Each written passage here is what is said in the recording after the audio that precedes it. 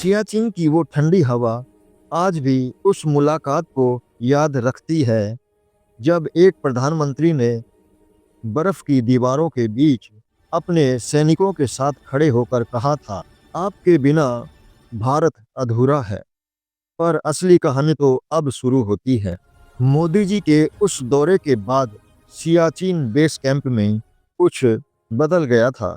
जवानों की मुस्कान अब थोड़ी और गहरी थी, क्योंकि पहली बार किसी प्रधानमंत्री ने उनके संघर्ष को इतने करीब से देखा था। एक जवान ने कहा था, सर, अब जब भी ठंड लगती है हमें याद आता है कि देश का पीएम हमारे बीच आया था। ये शब्द आज भी वहाँ की बर्फ में गूंजते हैं। उसके बाद सरकार ने सियाचिन के लिए कई नए सुधार शुरू किए। बेहतर वार्मिंग इक्विपमेंट, ज़्यादा पौष्टिक भोजन सप्लाई और कम्युनिकेशन फैसिलिटी में सुधार। ये बदलाव सिर्फ एक यात्रा का नतीजा नहीं थे, बल्कि उस मुलाकात की ऊर्जा थी जो जवानों में नई जान फूंक गई। क्या आप जानते हैं, सियाचिन की ऊंचाई 22,000 फीट से ज़्यादा है। तापमान -60 डिग्री सेल्सियस तक चला जाता है।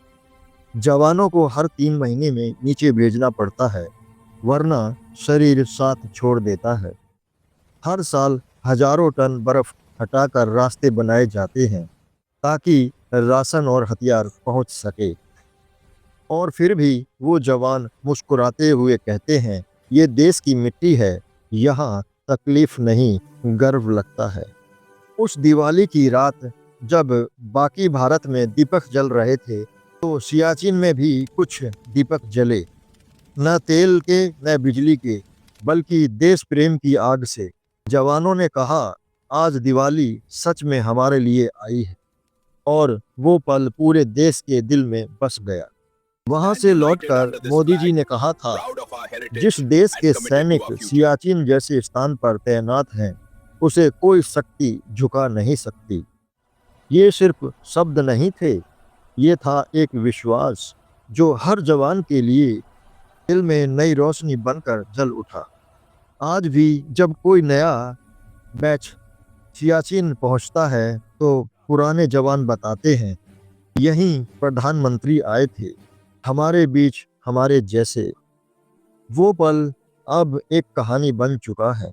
देशभक्ति, समर्पण और नेतृत्व की सबसे ऊंची मिसाल।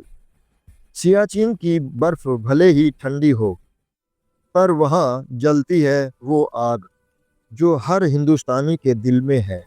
और जब एक नेता उस आग के पास खड़ा हो तो देश का मन और मजबूत हो जाता है। ये था सियाचिन की कहानी का दूसरा अध्याय। अगर आप चाहते हो कि हम अगला भाग लाएं, हम दिखाएंगे सियाचिन की असली जंग, प्राकृतिक बनाम मानव हिम्मत, तो कमेंट में लिखो जय हिंद।